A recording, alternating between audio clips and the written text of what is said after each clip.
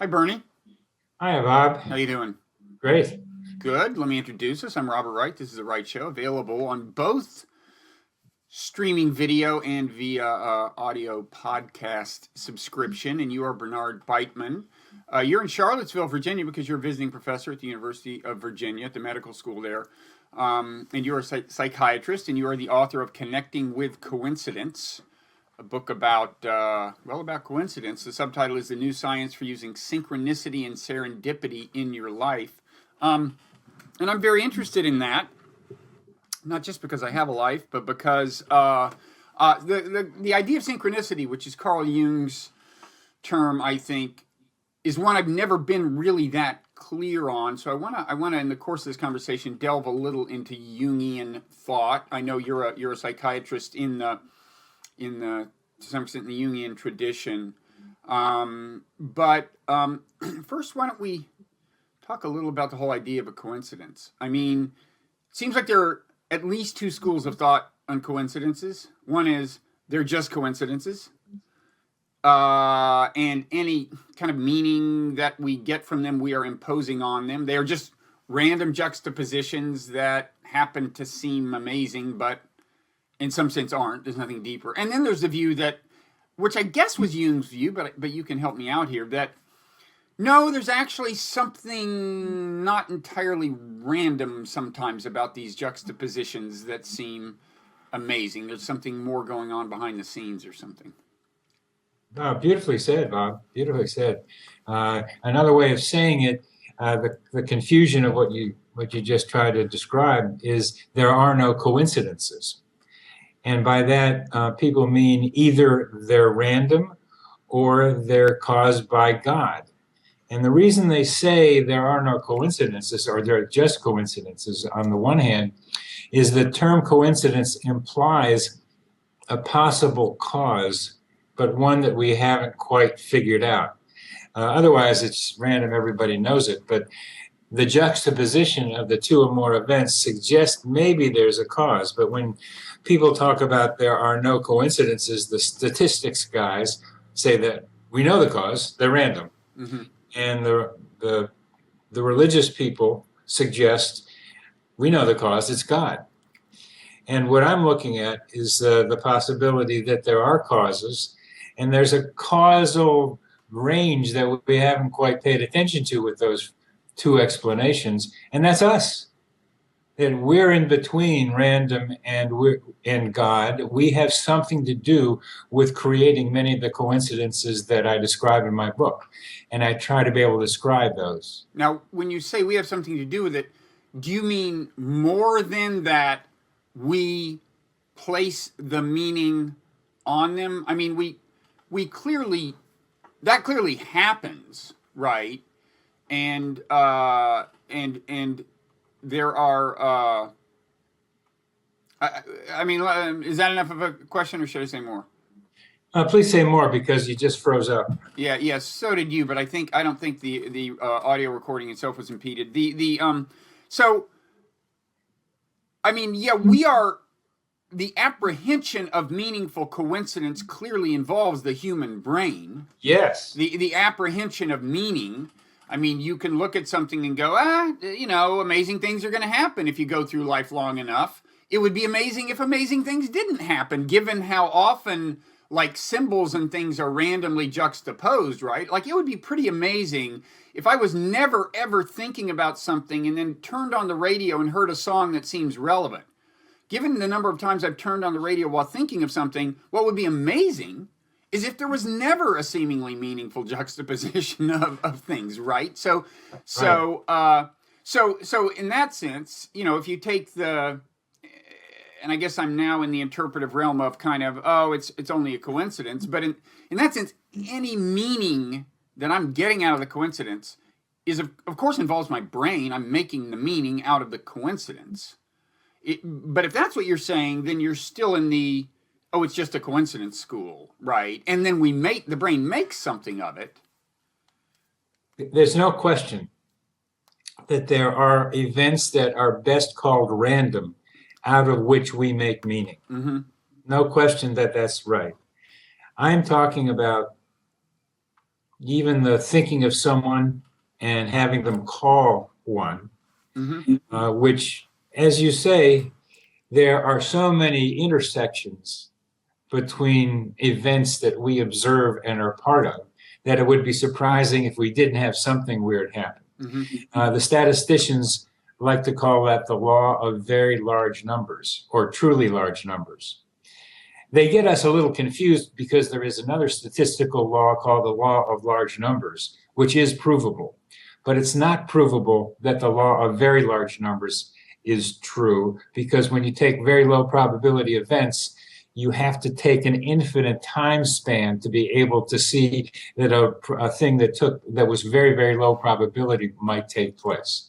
So they get into a little trouble with their words, but the general sense, as you've described it, that you would be surprised if in all the intersections we have in life, there isn't something weird happening. That would be surprising. And they do happen. And from random events, we do make meaning. And we'll get into that because I know you've done work on like what kinds of people are most inclined to place meaning on these intersections of things. But to try to pin down where you stand on the question of whether there are coincidences that are not sheerly random. I mean, maybe we should talk about this anecdote that you mentioned in your book involving your father, right? I mean, that seems like, do I have it right? It was Yes. Okay, so talk about that, because that seems like, well, a pretty unlikely thing, and I'm wondering what exactly you see in it. So why don't you tell us that story? I was 31 years old in San Francisco in 1973. It was February 26th, 11 p.m. I was standing at the sink of my Victorian house in the Fillmore district and choking. Something was stuck in my throat and I couldn't get it out. I had never choked like that. Something was stuck. And then it stopped.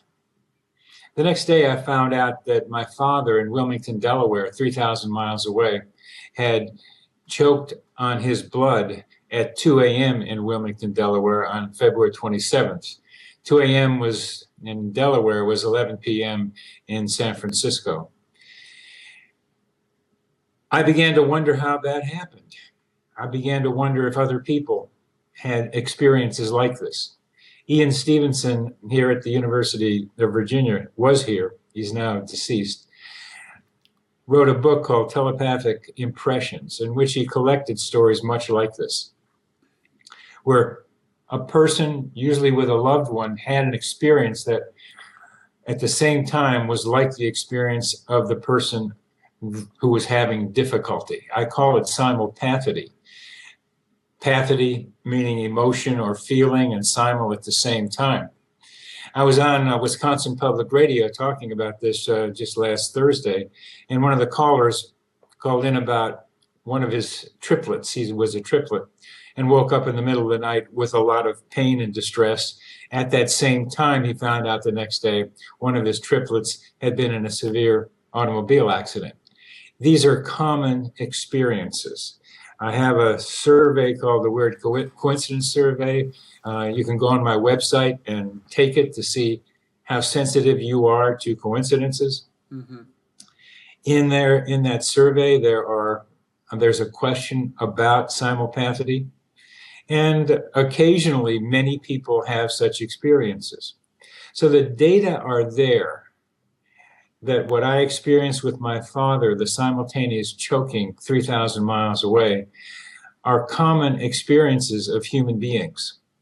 We don't want to admit it in current scientific materialism, but this suggests something like telepathy. And the interesting thing about simulpathity is the original definition of telepathy is the same as what I'm calling simulpathity, meaning pathy, feeling at a distance, telepathy, feeling at a distance. But telepathy has become much more cognitive over the decades. So a new word was necessary for the feeling part of what might be called telepathy. Okay, so you, in this case, you do believe that this kind of thing that some people might call a coincidence in the sense of a random juxtaposition of events was not random. There is something going on there. Absolutely, yes. Yeah. Now, it seems to me, I mean, you said it's too common to not to be explained by chance, but it seems to me that's a very hard problem to get your mind around. It seems one problem with coincidence generally is it's very hard to rigorously address whether these things exceed, what the laws of probability would predict. So in your case, it's certainly unlikely. I mean, if I had said when you were born, what are the chances that this person, at the moment his father dies, will feel an impulse related to the cause of death or have a feeling related to the cause of death of his father, I would have said pretty unlikely. On the other hand, if you had said, what are the chances that'll happen to someone on the planet, I would have said, oh, pretty likely, actually. So, you could just say, well, you're the person, right? I mean, and of course, I know there are other accounts of this that you've become aware of, but I'd say two things. I mean, when somebody calls into that radio show, that's not exactly a random survey, right? These are people who heard that this was going to be a show about coincidences and chose to listen. And then the subset of those who chose to call in. So it seems to be pretty hard to do the math there and figure out what that means. And the other thing I'd say is, Let me interrupt sure. what you're saying, because you're saying several different very important things here. Okay. You are attempting to do what I have attempted to do, which is determine the probabilities of various coincidences. That's not an easy task. And if you look at what statisticians have written about coincidences, they avoid that question entirely. They do not try to talk about how you determine the probability of any particular coincidences. You set up very correctly, probability speaking, the difference between anyone having a simulpathity experience and picking the person who's going to have it. The same thing is true of running into somebody while you're traveling, somebody that you know. If you say run into anybody that you know, the probability is much higher than if you pick a particular person that you will run into.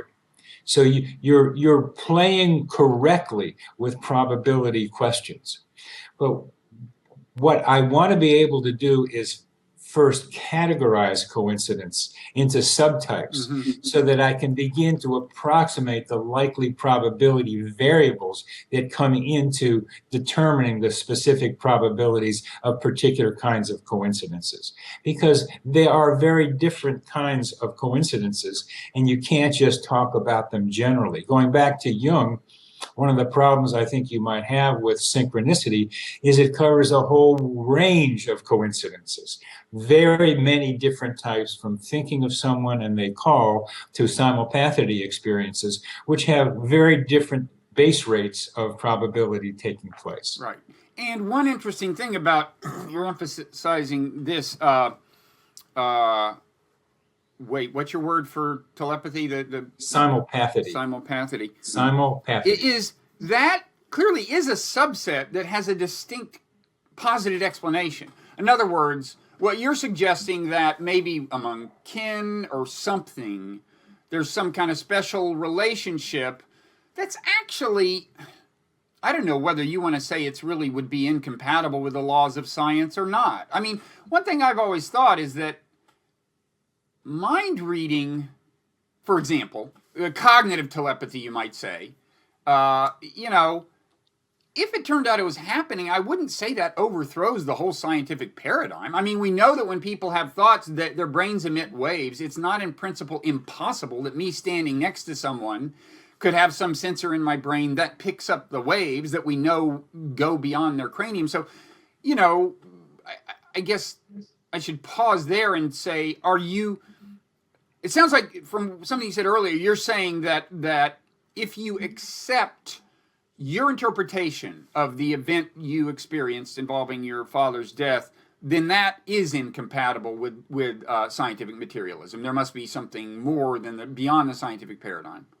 I would distinguish between scientific materialism and scientific inquiry.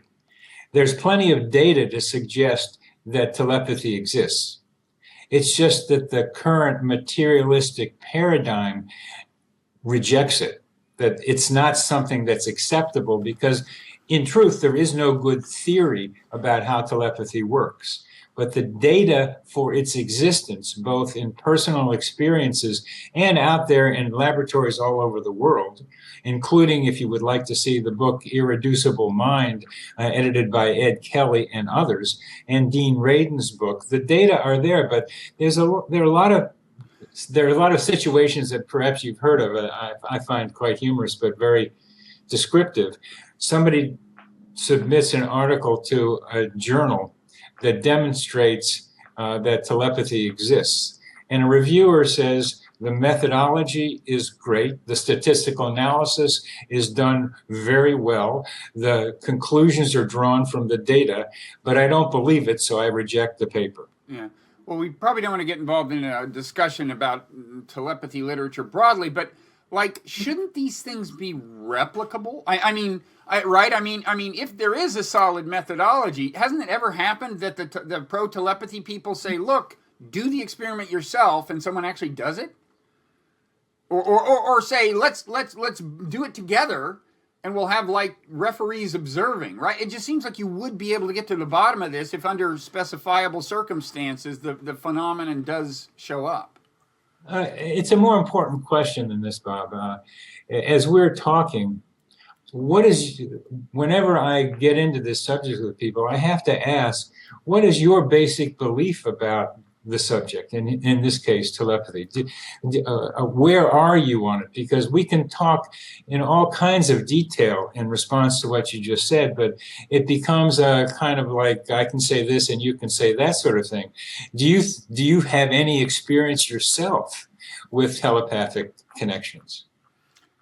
None come to mind. I mean, weird coincidences happen, and they may seem meaningful. I mean, there was actually an interesting kind of thing involving my father's death, but it wouldn't be a telepathic explanation. It was just like, we had all gathered, we were all there because he was clearly in trouble. We didn't know, but it was an open-ended question at this point. He might pull through, it wasn't like a death watch, but we had all gone there. And then we all heard, I guess, independently on the news that the guy who played Ben Cartwright on Bonanza had died. Now, you have to know my family's history to know how significant that is. I mean, if you had said, name one show on TV that we all watched as a family where the father would be comparable to my father, it would have been either him or Andy Griffith, either Ben Cartwright or Andy Griffith. And we all just said, oh yeah, man, when I heard that, I just thought, oh, we're in trouble. I mean, and you have that and some of the work you've done, and we should talk about this, is about how different states of mind make you more amenable to these interpretations. And one of them is sadness, and one of them is anxiety. And you've got probably a little of both of those going on when your father is gravely ill. But, in the end, I just go, who knows? I mean, my mind is not completely closed on these matters. And, as I'm sure you've noted, quantum physics, for example, makes the physical world seem weirder and weirder. There is no doubt you are aware of the entanglement literature, right? Where there seems to be something that maybe you could call instantaneous influence between remote particles. But so my mind is kind of open, but I actually don't. When you ask me about telepathy specifically, and weird coincidences get my attention. But when you ask me about telepathy specifically, I'm trying to think. I don't think I consider myself a telepath. No. I just don't think I've had a lot of those things. No. I believe that's true. Just from the way you're talking about it, it's not something, even if it's happened, that you've noticed. The Ben Cartwright story, we can go off on that a little bit.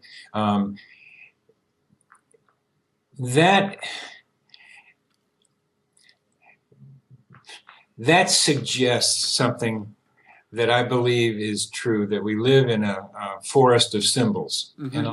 Right. And the question of whether those symbols have anything to do with us personally is what that Ben Cartwright and your father's death around that time made you think for a minute. How could the TV be talking to me? I mean, that's right. Kind of the indirect question. And I'm a psychiatrist, and if you come in and tell me the TV is talking to you, then I got to give you an antipsychotic. That's what it seems like. But it turns out that a lot of the coincidences people report have to do with their minds and what's going on in the media around them. Now, you were talking earlier about all these intersections we have with the internet and multiple media inputs. We're getting a lot more symbols being thrown at us. That's right. So there are, I believe, a lot more coincidences being observed. A lot more random coincidences being observed that leave the field open to interpret them meaningfully, right?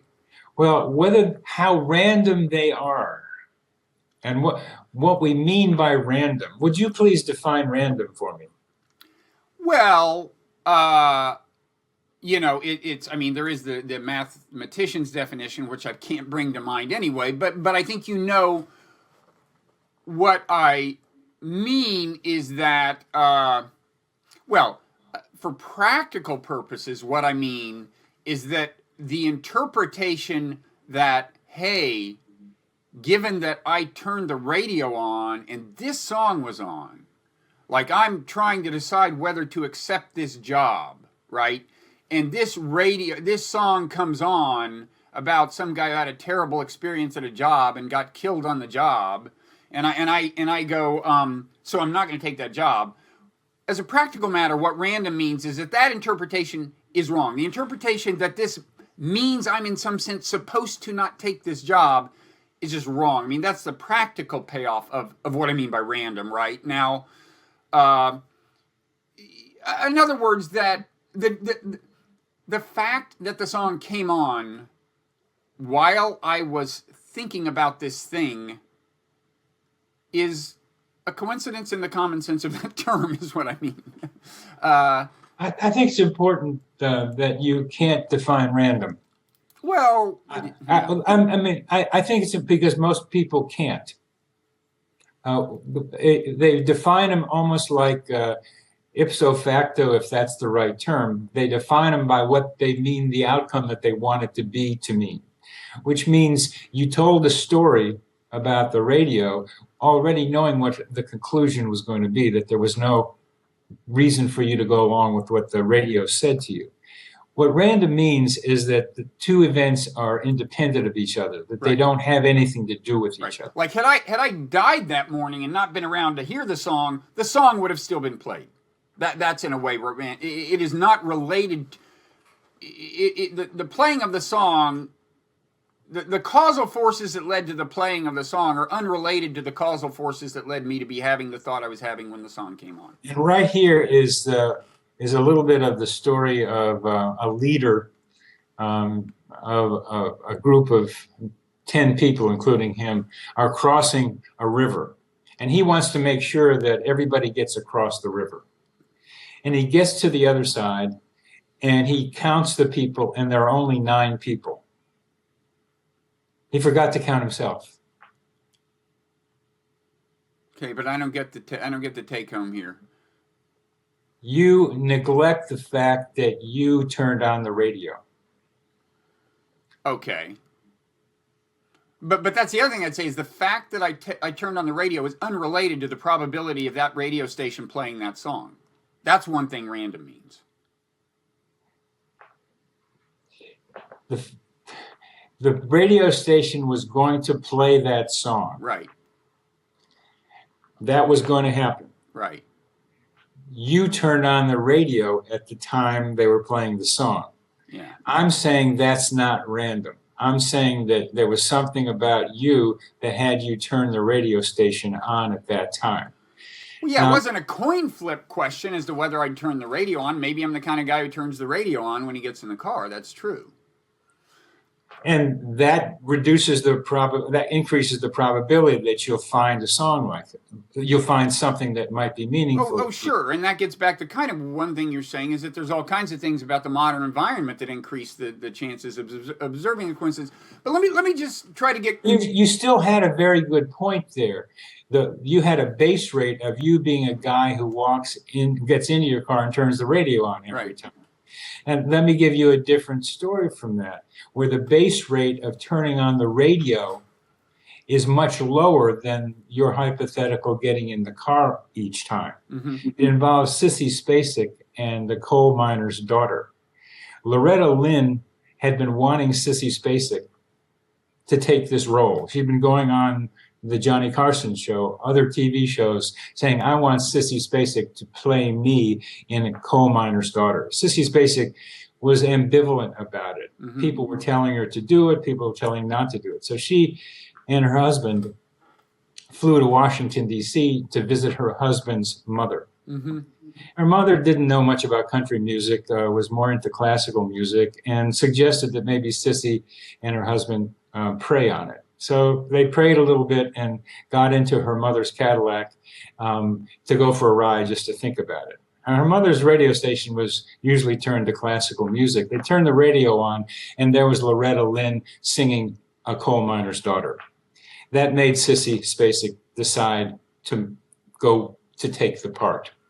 Now, here she was at a point where she wasn't sure. This low probability event, that is, here was a country music song being played when classical music was there. How that happened, we don't know. Yes, the person who decided what songs to play had decided that a while ago. It had nothing to do with Sissy getting into the car, but the timing of getting into the car and turning on that radio was enough to turn her into a decision. One of the problems that you're alluding to indirectly is that some people make decisions based on coincidences without taking other factors into consideration. Mm-hmm. For example, a girl gets into her car. She's 19 years old. Her boyfriend wants to marry her. Her parents said he's a bad guy. They turn on the radio and a song comes on that's her grandmother, who is dead, her grandmother's favorite song. Mm-hmm. Now here, the girl took that song to mean she should marry the guy.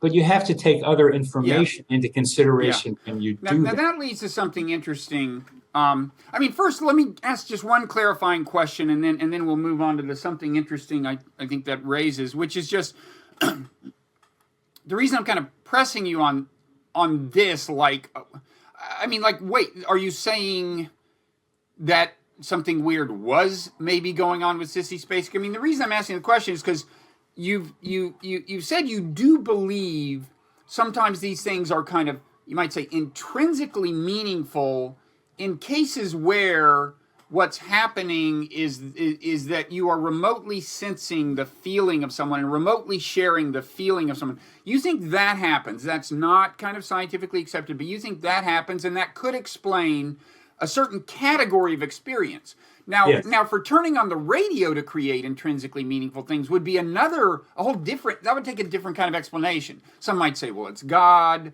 Some might say something else, but it would have to be different from this sharing of feelings thing. And so my question to you is, do you also, does your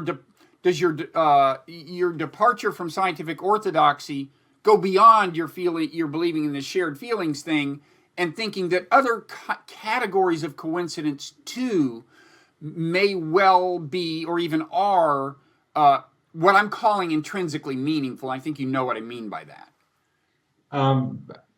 I hope what I think you mean is that we have something to do with the creating the meaning beyond randomness. Is that what you mean by intrinsic? I mean it's in some sense a message being sent to Sissy Spacek. She's right to think, not just that she's taking it as meaningful, obviously she's taking it as meaningful, but that her interpretation is right, that this is in some sense guidance she should take, and that the guidance originates somewhere other than her brain. Yes. And that where that other place is, or how we understand from another place, is a very, very important question. But you think the guidance may come from somewhere other than your brain? Well, I believe that more and more that consciousness is more than just our brain. Well, consciousness is certainly a weird thing, and there's certainly not enough appreciation of that, I think.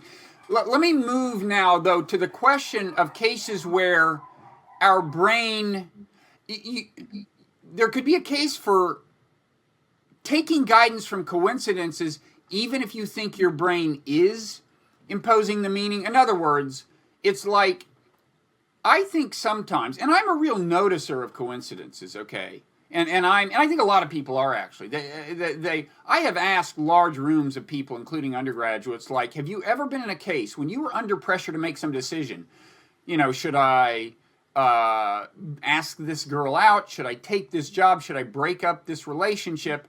And some song came on the radio or something, some coincidence, and it at least got your attention. You at least went, whoa, and felt it emotionally. In my experience, the answer is 90% of the people raise their hands to that question. So I think let me just say, it's not uncommon to take coincidences kind of seriously in that sense for them to get your attention. They do get my attention. And one thing I've noticed is that, sometimes it's like I'll see something, like I'll be thinking about something and I'll turn and I'll see a book, like say a book title on the shelf. And I'll go, whoa, that's telling me not to do this thing. And then I realize, well, somewhere in my unconscious brain, I know where every book on my shelf is. If my unconscious brain wants me to turn and look and see a given book, that will happen. And so maybe what this is just somewhere in my brain, there's real anxiety about doing this thing I'm inclined to do. And it is calling my attention to all the symbolic warning signs.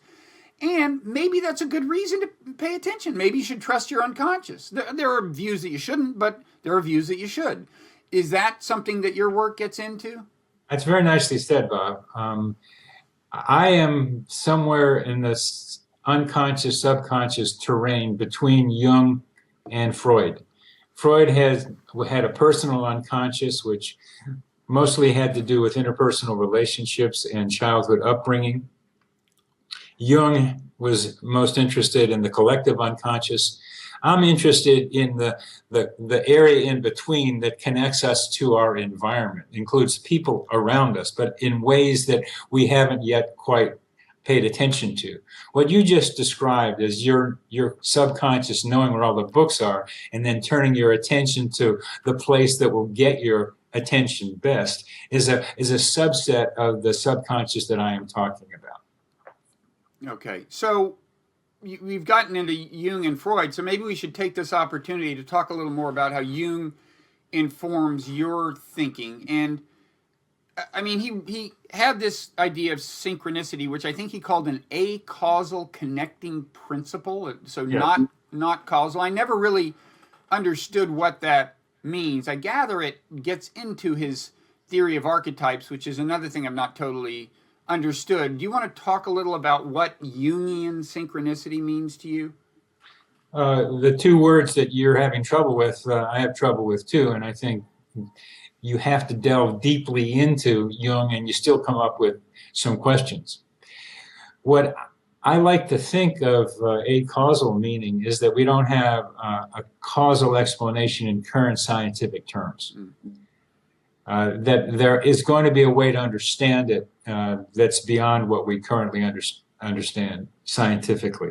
I mean, the current debate in science now has a lot to do with the hard question philosophy, the question of how we experience something. We can know when neurons fire red what the neuronal picture looks like, but we don't know how to define the experience of red. That's the old hard question of philosophy. What is the subjectivity that we're talking about?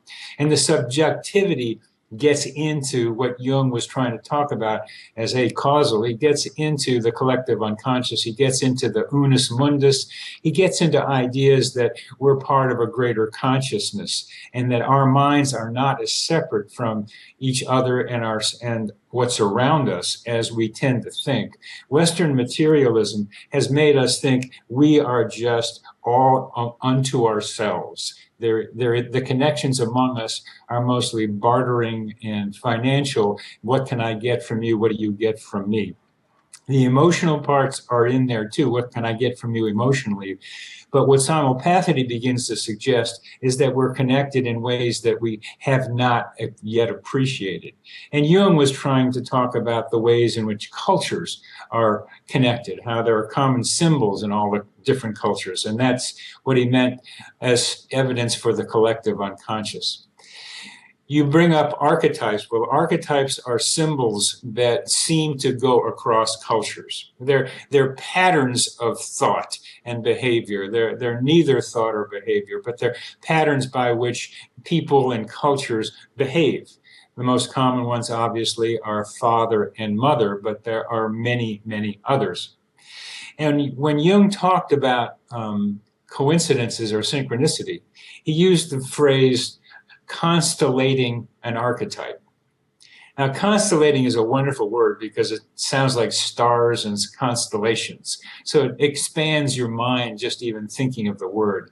So I had to sharpen the word down and listen to other people and come to activating an archetype. So under intense emotional circumstances, and sometimes not so intense, archetypes are constellated or activated. And these archetypes, and he doesn't say it this way, but they seem to somehow, in the language he uses, cause the coincidence to take place. The archetype is then represented in each part of the coincidence, in the mind of the person and in the external environment. So is there a specific example of that happening where could you flesh that out with an example of how the archetype is involved in and even kind of driving, in a sense, the perception of coincidence? The best known, most famous of synchronicities is Jung and the scarab. And it's been told over and over again. So, and it's always worth repeating. Jung was seeing a young woman who was isolated in the iron retort of her own intellectualism. She was all very rational and would not listen to Jung's interpretations of her dreams and other things. Mm-hmm. So one day she brought in a dream of a golden scarab. What's a scarab? A scarab is a beetle-like insect. Okay. As she was describing this golden scarab, it was a jewel made in the shape of a scarab. Jung heard a tap, tap, tap, tapping at his window pane. Went over to the window and opened it up, and there was a scarab-like beetle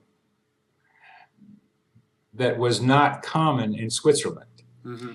He took the scarab in his hand and presented it to her and said, "Here is your scarab." The juxtaposition of the dream and the beetle, Jung said, opened her mind, and she became open to new interpretations of her life. And what was archetypal about a beetle? The scarab in Egyptian theology and mythology represents death and transformation. Okay, so this was something he interpreted archetypally, and then there was this, what some people might call a coincidence of a beetle showing up. So I guess I see how the two connect, a little synchronicity and archetype. Of course, the idea of archetypes, to begin with, he interpreted in what some people might call a supernatural way, or at least, I mean, let me illustrate what I mean by giving you what my kind of default interpretation of archetypes would be. Okay, so these things show up in different cultures. You see motifs like snakes and, things involving, mothers and stepmothers and so on. I don't know what his list of archetypes is, but obviously there are themes that recur again and again in different cultures, in conversations within a culture. My explanation would be, well, we're all human beings, and of course, I'm kind of a proponent of evolutionary psychology. So I think that the mind is not just a blank slate. It's like the mind is designed to think in terms of certain categories, certainly like kinship categories. We're designed to deal in certain ways with threatening animals, and there are snakes in a lot of parts of the world, and they would scare you and get your attention, and so you would talk about them with people, and they would enter folklore. So my interpretation of just the observation of archetypes would be, well, we're all human beings, And the explanation is natural selection. It generated a kind of a common human nature that manifests itself in some ways differently within different cultures, but you would expect certain recurring things. That's what I would call a standard scientific interpretation of archetypes. But Jung set aside synchronicity for now. His kind of bedrock interpretation of archetypes was different from that, right? He was talking about, whether you want to call it supernatural or not, he was talking about it signifying the existence of something, of a form of universality we don't appreciate, some kind of universality of consciousness or something, a form of universality that that science, you might say, doesn't appreciate. Is that right? Correct. And your interpretation, evolutionarily developing and maintaining certain patterns, and they are continued in the brains of the individuals as we continue to grow. It makes a lot of sense to me, and always has. That our brains don't come in blank slates; they come in pre-programmed. My favorite one is still our ability to learn how to learn language. How amazing that is! So we come in with that. So we would come in with programs about mother and father and other things, death and transformation too.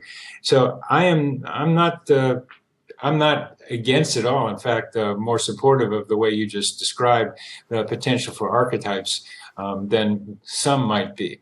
There's a funny little twist in all this, and Jung, as far as I know, and Jungians don't write about this, but he had a strong relationship with Wolfgang Pauli. Wolfgang Pauli was a Nobel Prize winning physicist who got his Nobel Prize for something called the Pauli exclusion principle. Now, Jung was Pauli's therapist for a while until Pauli went to somebody else, but they maintained their relationship. And they wrote a book together, two halves of it. First, Synchronicity from Jung, and Pauli wrote his own part. And they developed an idea of dual aspect monism, which has to do with materialism and consciousness being different aspects of the same thing, or mental and material being different aspects of the same thing, which was consciousness. But the archetypes, as you're describing, are a little suspicious because of the potential biological and evolutionary inheritance of them. But the Pauli exclusion principle raises a different question. The Pauli exclusion principle suggests that two electrons of different spins can't be in the same place at the same time. That there is something, and it's a mathematical something. It's not a physical something. It's not a brain anything, but it's a rule of the universe that in order to have materiality, or materiality results from the fact that the two different electrons and other pieces of little matter cannot be in the same place. They are excluded from being in the same place together. And this exclusion creates what we call matter. And that is a kind of an archetype. That is a form or pattern that is neither physical or mental, but a pattern in the universe that helps create what we feel as matter. Now, I think that was one of the reasons Jung was drawn to Pauli. I've never seen it written, but it strikes me as the best example I've seen of how what Jung might have meant by an archetype.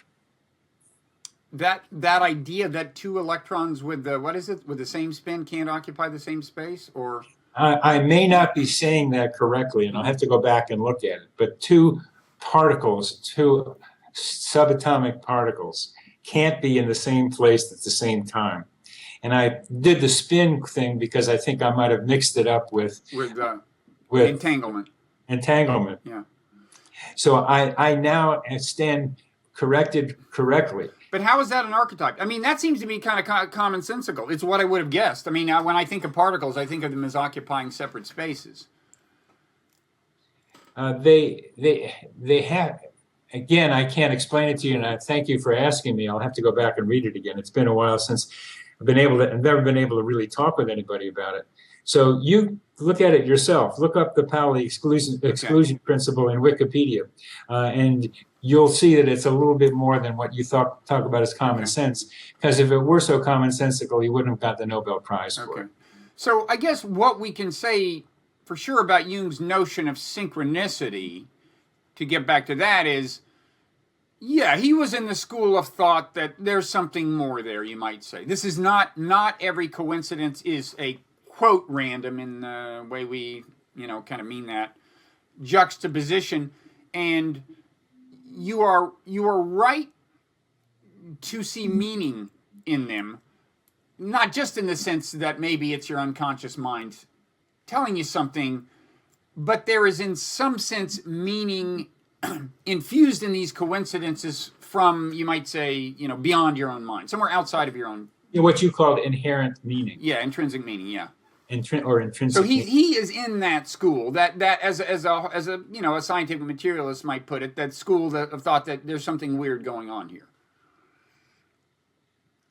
It's very hard for me to think of coincidences generally without including the human mind for most of the coincidences Jung talked about. So when you talk about inherent meaning, there's a bit of a problem. But there are some places where there might be some inherent meaning for those coincidences that you can look at and that I can look at the same time, that we can both stand outside of them and say, I wonder what's going on here. And one of them, and really is my favorite, is the sun and the moon. The sun and the moon are 93 million miles apart. Yet from where we stand, and again, it's important that we're included in this, from where we stand, they're the very same size. And that has to do with the ratio of the diameter to the distance between them. How is it that those two orbs in the sky appear to us to be the same size? We can both look at that. Is there inherent meaning? Is it really the case that if you just took a picture of the two and you measured them at a really fine level, you'd get the same measurement? Just hang around and look at a solar eclipse. Well, that is weird. Yeah. That is pretty weird. I mean, maybe there could be a physical explanation of it. I can imagine laws of physics, but I kind of doubt it. It is kind of weird. Huh. And you can look at that, and is there inherent meaning in that? And again, it's something that you can speculate about or turn away from. From what I've read, astronomers try to find sun, moon, planet relationships that are like this, where from the planet they would look the same size. They haven't found them. And statisticians who like to think of the multiverse will say, oh, we're in just one of many, many millions of trillions of universes, and so we just have to be one where that happens. But this raises the question of the anthropic principle. Are you familiar with that? Yeah. But where the idea is, the classic formulation of the anthropic principle is it starts with the observation that, you know what, if these various physical constants had been slightly different, then the universe would not have enough structure for there to be life. Isn't it amazing that everything was fine-tuned like this? And then the reply is, that is kind of part of the anthropic principle, is, but wait a second, if things hadn't been conducive to the origin of life, we wouldn't be here to marvel at it. So it has to be the case that we live in a universe that is physically conducive to life. So it's not so amazing after all, kind of. That's the dialogue involved in the anthropic principle. Why then are we here to marvel at it? Well, the reply you get is, well, that's another question. In other words, you're saying, well, but you can also imagine a reality where there's just nothing and no life, is kind of what you're saying, which is true. I mean, but the reply in the anthropic principle dialogue is, the first reply is, look, you shouldn't marvel at the fact that the universe is conducive to life. If the universe couldn't sustain life, we wouldn't be here. So it's like tautological to look around and go, wow, we live in a place that's compatible with the existence of life. Well, of course we do. We're alive. Doesn't mean it's not amazing that there's life, as you're saying, I think, but... If you look in a variety of religions, and even in quantum physics, I don't know if you've seen the photo of the diagram, but as strange as it might seem, that our consciousness is being developed so that God might be able to know himself. Mm-hmm. That this is the way for God to know himself, or whatever the right pronoun might be. Our consciousness becomes awareness of what is around us in a way that God wants to know. Yeah, I think Dobzhansky, the geneticist, may be the one who said evolution is the universe becoming aware of itself, which it kind of good. is. That's it. So if you want it, if you get into teleology now, if you get into is there a purpose to anything, which is another form of meaning, that part of the purpose is for life to be aware of itself. That our consciousness continues to expand. That one of the reasons we're even having this conversation is because I think all over the world, consciousness is expanding its awareness of itself. That we are being asked, and my task is a relatively small one, in the sense that rather than talk about near-death experiences, which my colleagues do, or mystical experiences, or reincarnation, which my colleagues here at the University of Virginia do, I'm here on everyday reality, where I'm trying to say that coincidences alert us to the mysterious hiding in plain sight.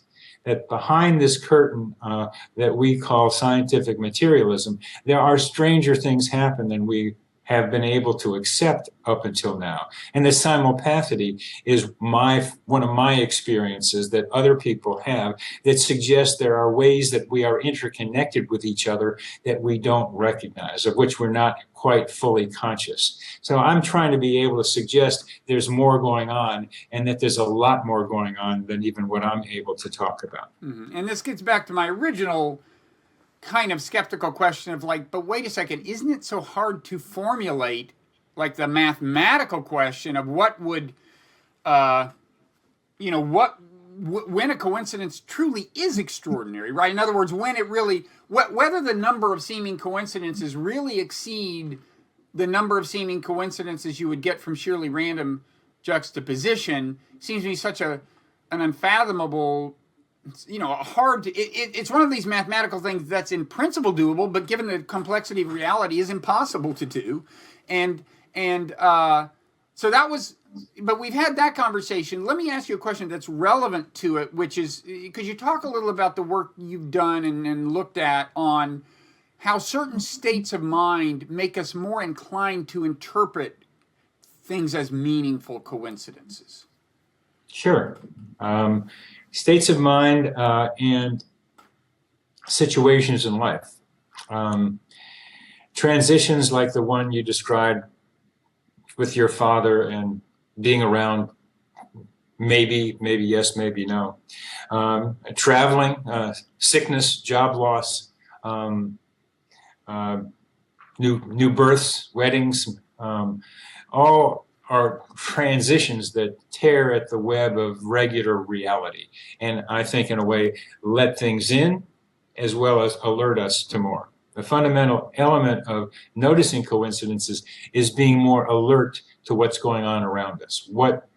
And when we're in states of alert, that's sometimes called anxious, sometimes it's called depressed, trying to look at a way out.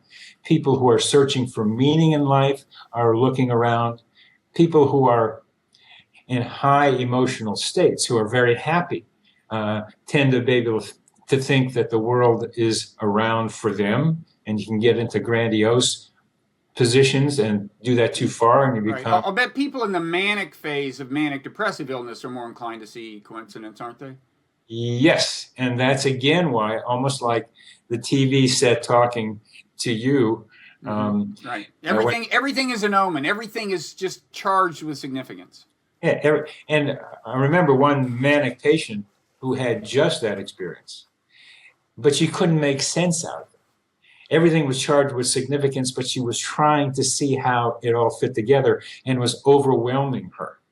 And that was part of her manic difficulty. There are times when normal people in heightened states of awareness have lots of stuff coming at them almost in a way that's too hard to interpret also. But for a manic person, they've gone beyond their ability to absorb, digest, and construct, and it becomes a symptom of their mania, so of their psychiatric illness. So again, we have to slow them down. We have to slow down their thinking because they're going too fast, and we call them a psychiatric patient. So yes, seeing too many is part of being manic, and that you can get also seeing too many coincidences can make you feel that you're the center of the universe, which becomes a kind of paranoid grandiosity. Paranoids think the world is all against them.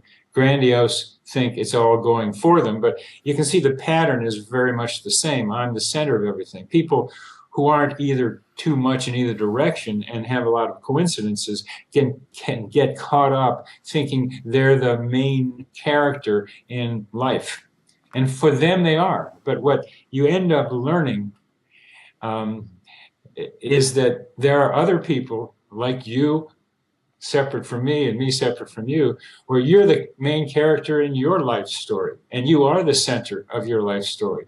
But so am I the center of my own life story. And so all we're doing is seeing our own life story reflected around us. And what I'm most interested to do is how Bob and Bernie can put their life stories together in a movie that makes for greater harmony than we have now. Okay, well, I'm up for that. I'd love to see myself in a movie. After all, I am the center of the universe, and I deserve to be. Hasn't happened yet, though. It's just the way we want to have people start thinking. But the next step then is to recognize that I am a player in your movie. That I'm in your movie. Yeah, well, as long as we keep saying it that way and don't start acting as if Bob is a player in Bernie's movie, I'm on board, sure. Well, I'm going to tell you Bob is a player in Bernie's movie, too. So that's the kind of adaptation to each other that we need to be able to do. Let me ask you a question about whether...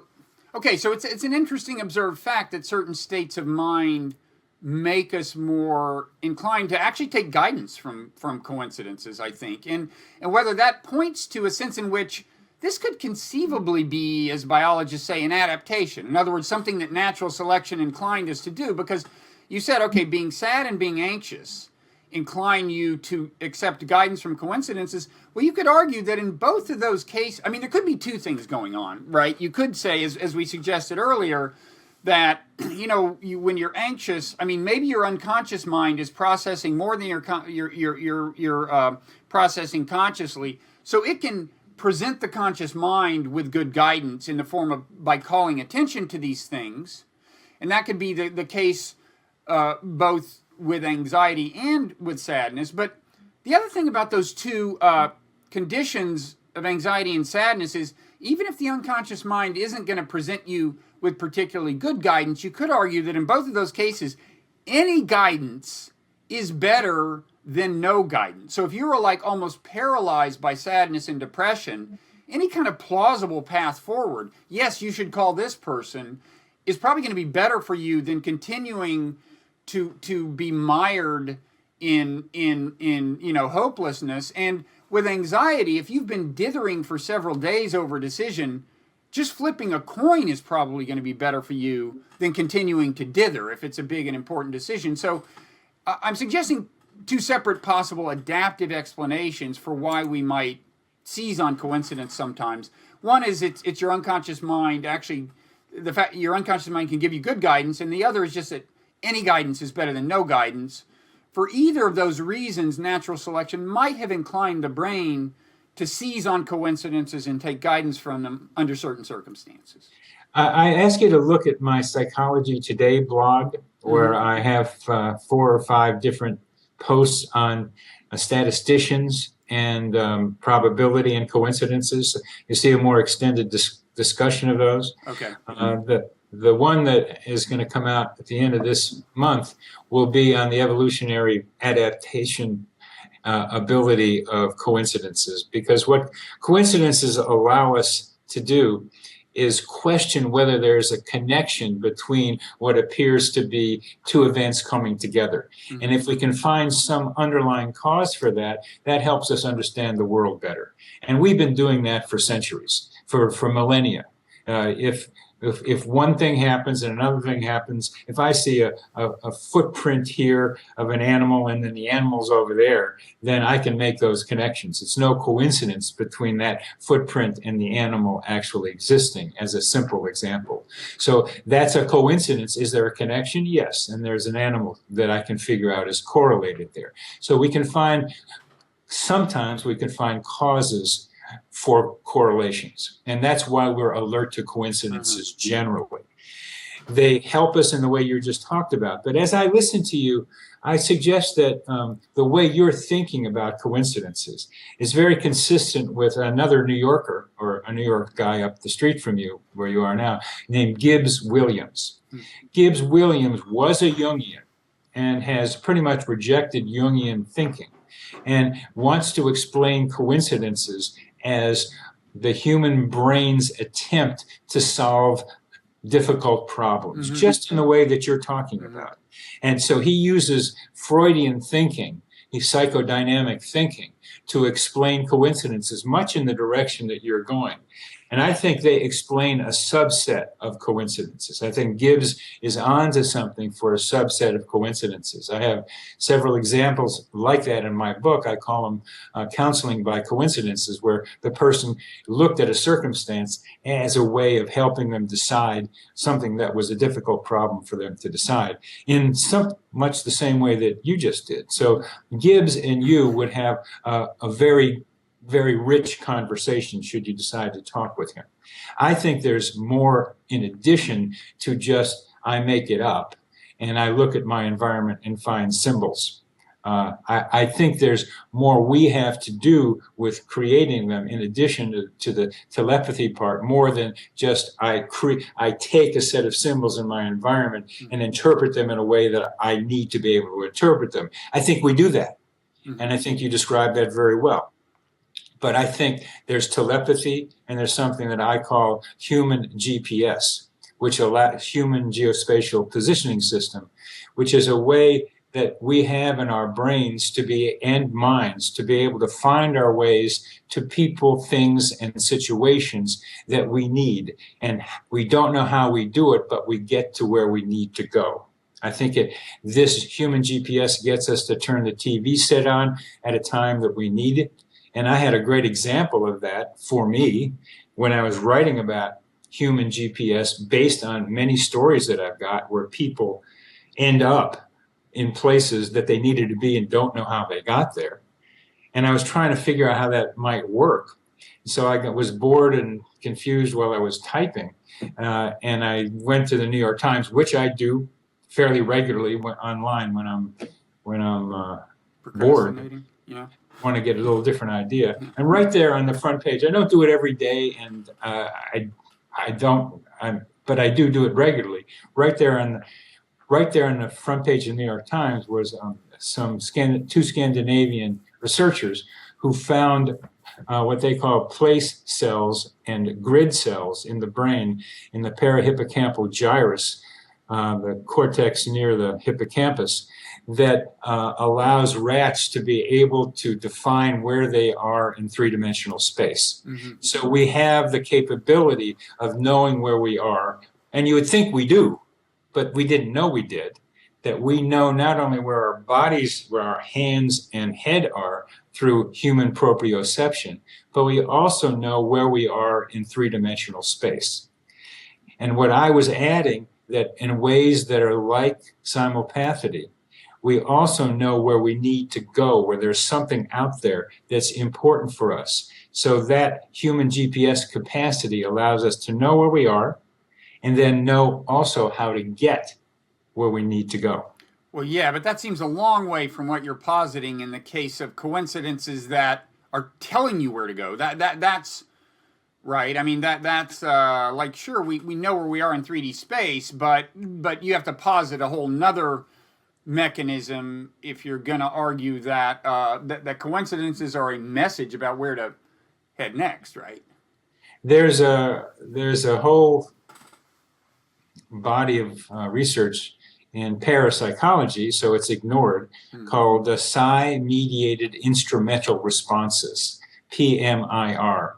And it's by Rex Stanford, who's been the major guy who is doing it. And it's been even ignored within parapsychology.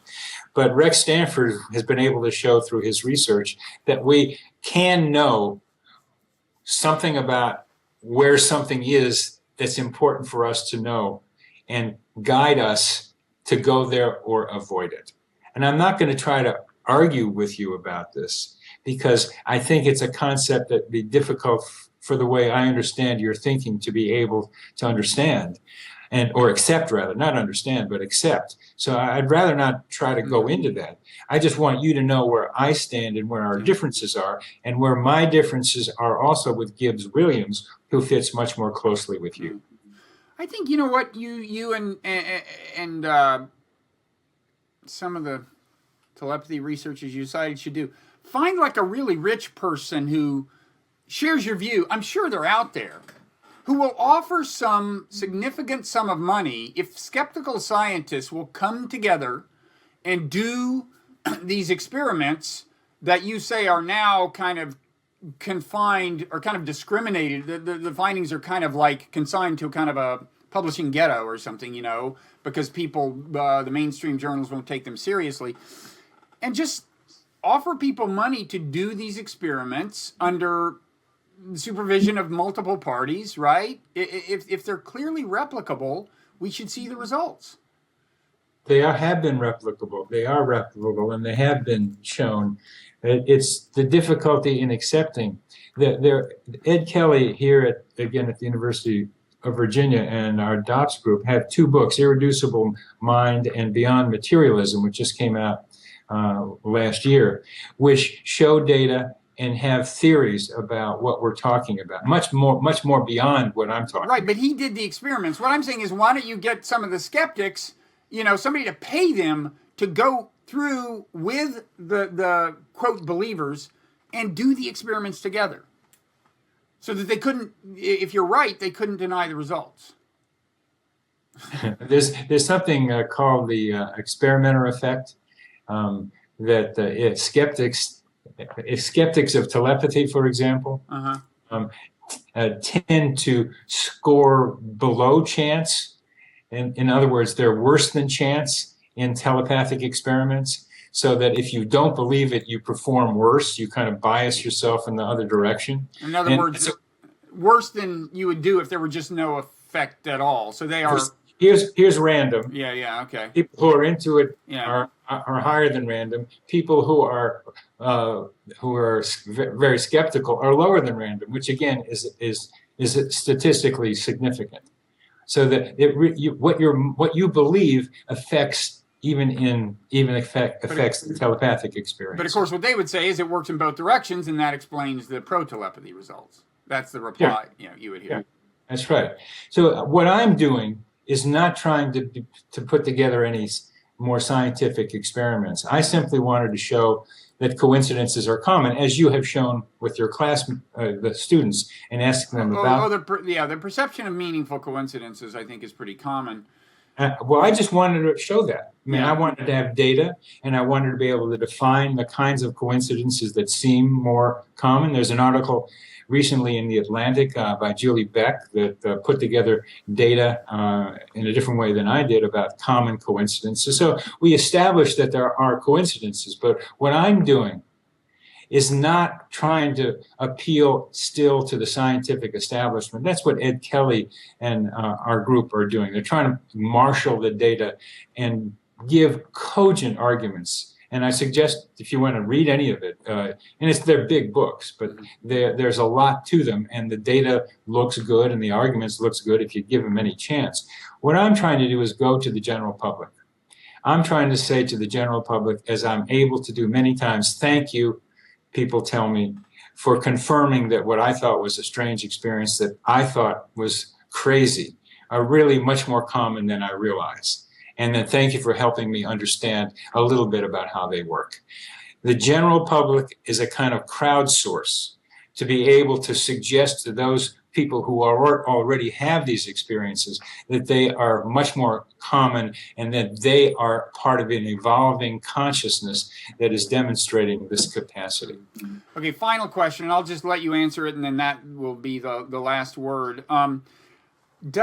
We've mentioned that certain states of mind make you more amenable to attributing significance to coincidences. Certain states of mind make you less. It's also true that drugs can have this effect, right? I mean, LSD, marijuana probably. So what we know is that the chemistry of the brain can move you all across the spectrum as to whether you are, you assign credibility to these things or not. And doesn't that give you, in a certain sense, more cause for skepticism? Because it's like, who's to say what brain state is doing the math right, so to speak, in terms of trying to figure out whether these things are happening more often than randomness would predict? I mean, doesn't that just make you feel that whatever state your brain is in, there's just kind of no way of knowing whether it's in a position to do the math right? And then I'll let you answer, and that'll be that.